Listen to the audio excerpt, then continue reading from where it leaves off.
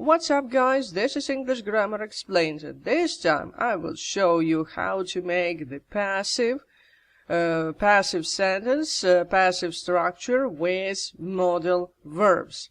Basically, we are all used to passive sentences like this. My car is washed or was washed.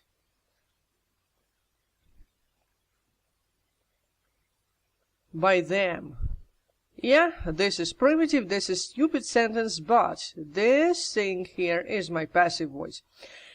But if I use the structure like this, my car, and then I put this thing here, can, and then be washed by them. So what we have here? We have this modal verb, this is modal verb, and then we have passive infinitive, because this is passive voice. So, all structures with modal verbs in passive voice look just the same. They are all the same. First, I put my modal verb. It can be can, could, or may, might, should, etc., etc. There are tons of them.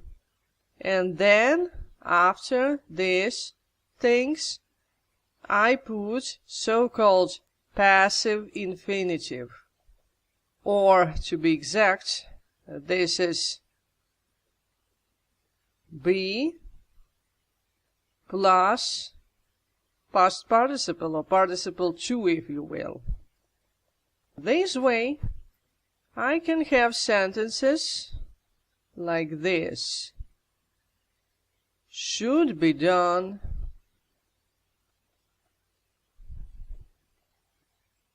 can be made,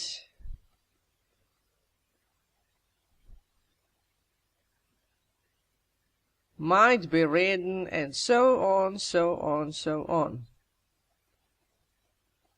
Okay, fair enough. Let's start doing our exercise. This is number 10. Turn the following sentences into the passive.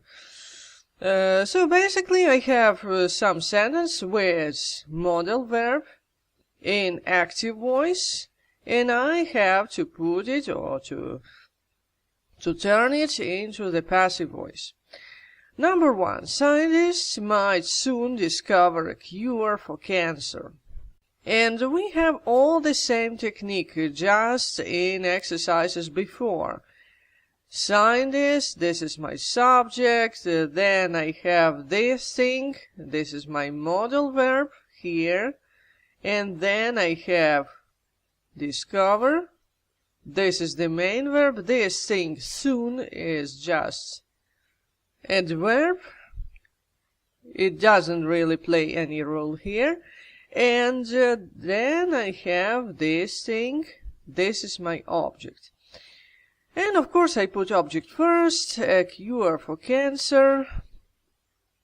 And then, following my scheme here, I should use my modal verb and then passive infinitive. So, might, without any changes. The modal verbs, by the way, modal verbs do not change at all. Might, then I put this thing soon here, and then be discovered. And of course then I can use by scientists. And this is it. So, what about number 2? Someone should help the old woman across the street. So here I have this someone, this is my subject, then I have the modal verb in here, should, and then I have the action, and then I have this long thing here, this is my object. So the old woman across the street. I don't want to rewrite it, so I make it just like this. An old woman across the street should be helped. And in this case, I don't use by someone after my action. Why? Because, as we all know, things like someone, they, people, somebody, everybody, and so on, they are not used in passive voice, because I don't really know who exactly performs my action. Okay, number 3, the police might have arrested the escaped prisoner. So here I have basically the same thing. The police, this is my subject, then I have the modal verb might here, and then I have the main action, have arrested. And pay attention here. Here I have so-called perfect infinitive. That's all okay. It doesn't really matter. And then the escaped prisoner. This is my object. My object becomes my subject, so this is the beginning of my sentence, the escaped prisoner. Then I put might here, might, and then I turn this perfect infinitive into perfect passive infinitive. Of course, we also have this thing available. Have been arrested. And then by the police. Well, I capitalized the police. I don't know why. Okay, number 4. They should have provided more food at the reception. Okay, and just the same as in number 3. Here. Here I have, again, perfect infinitive. That's all okay.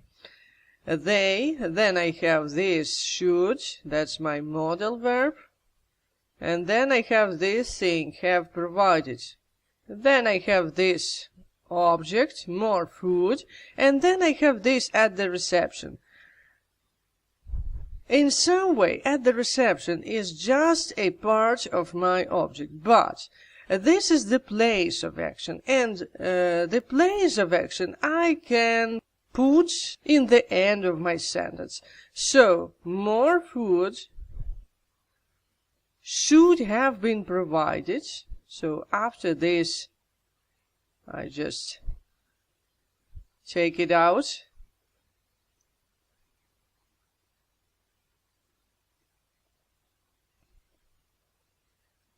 Should have been provided. That's, again, perfect infinitive, made passive with modal verb, and then I put at the reception here. And of course I don't use they. I don't say by them, because I don't really know who exactly should have provided that food. Okay, number 5. They should build more bike lanes. Okay, just the same. More bike lanes. I begin with this because this is my object.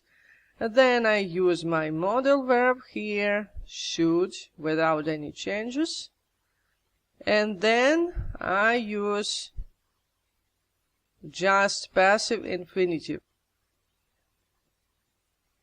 Just like in number 4, here we have this they, and we don't really know who exactly should provide these more bike lanes or build more bike lanes and so on. So basically my agent here is unknown. In number 6, she could have written the answers more clearly. And here again I have perfect infinitive here, and this modal verb could. And then I have this thing here, the answers. That's my object. So the answers, I begin with this.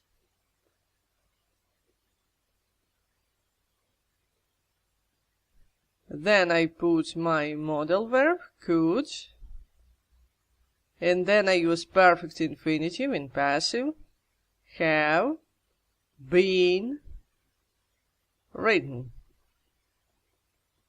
Then I use my agent by here, and then this thing more clearly. And that's it. So, making passive with modal verbs is relatively easy. Of course, we can have regular infinitive or bare infinitive with our modals, but of course we can use perfect infinitives just like in numbers 3, 4, and 6. Why? Because if we talk about events in the past, we should use perfect infinitives.